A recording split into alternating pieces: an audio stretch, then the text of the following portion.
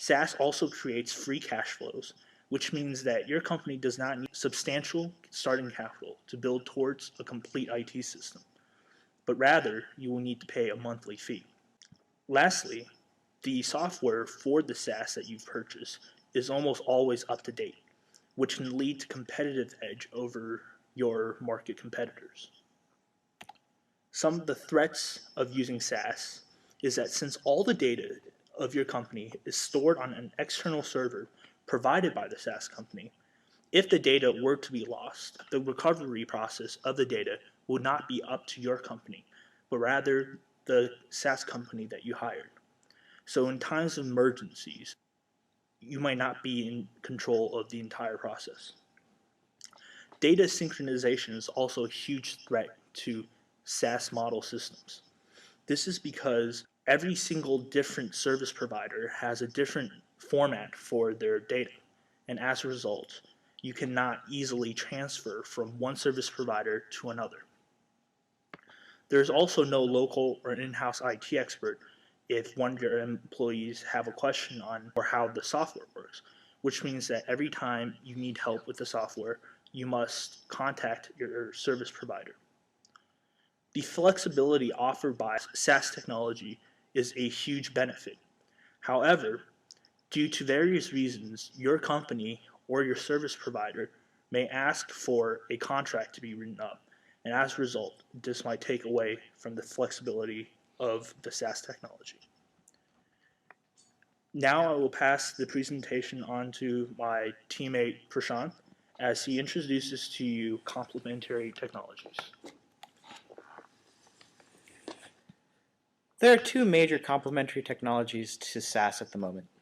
The first is the web browser, which acts as a client for a lot of SaaS programs, and finally mobile devices such as tablets and smartphones, which have been big drivers for the adoption of SaaS. Web browsers such as Internet Explorer, Firefox, and Google Chrome have become the go-to client for most technologies. Examples include Google Docs, Microsoft's own web apps, as well as various other things such as Prezi.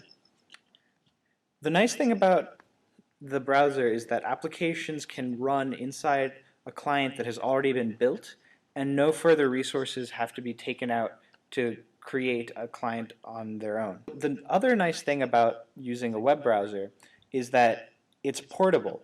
It means that applications don't just have to run in the web browser on your desktop, they can also run in any browser anywhere, including mobile phones. Mobile phones and other mobile devices have become great proponents for the creation of SaaS technologies because of the power of their CPUs. In general, mobile devices are smaller and easier to use, however, they are not anywhere near as fast or powerful. This means that computing cannot be done effectively on the device itself and must be done somewhere else. That's where the cloud comes in. It makes it so that programs that are built for mobile devices are much easier and more affordable to produce, and they still have the power of a traditional device. This paradigm promotes the use of SaaS's model greatly. Finally, because of all of this, the mobile devices are able to run fairly expansive programs and user creation tools.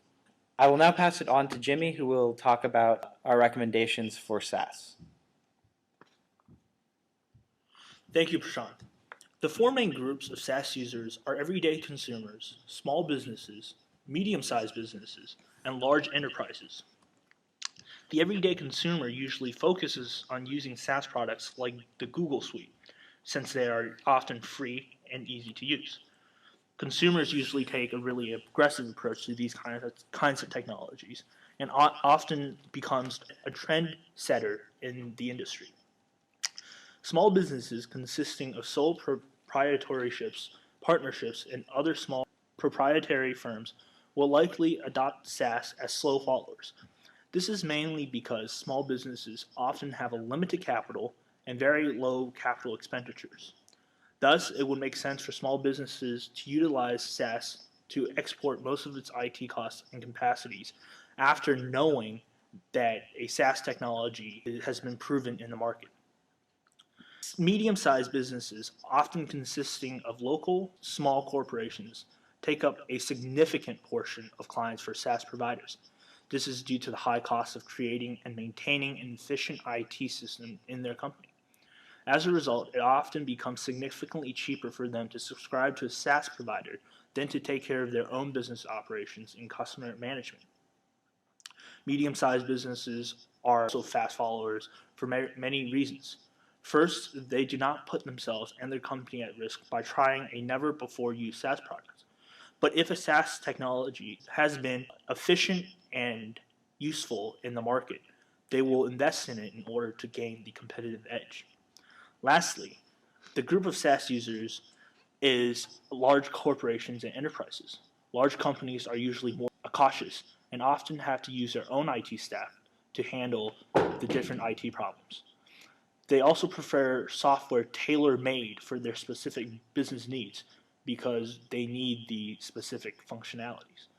Many large corporations tend not to adapt SaaS products because SaaS is more of a one-type-fits-all model. More importantly, large corporations need reliable in-house systems so that external outages do not shut down the entire operations of a company for a prolonged period of time. As a result, we expect large companies like Nike to replace some of their non-core system functions like payroll. Payroll has little to do with Nike's core competency and do not need to be part of the in-house IT system. We hope that you have enjoyed our presentations, and the following is a set of links on the top right corner for further readings, and here's a video to follow up.